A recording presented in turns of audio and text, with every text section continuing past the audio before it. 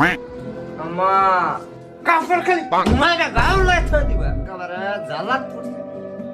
আম্মা পেটে খুব বেদনা নাফা পরীক্ষা আম্মা ব্যথা করতেছে শরীরটা ঘোড়া নাফা পরীক্ষা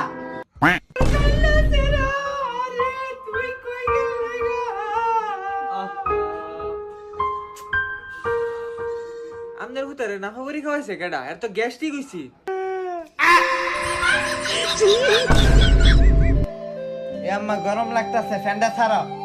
নাফা পরীক্ষা এ গরুর ডাক্তার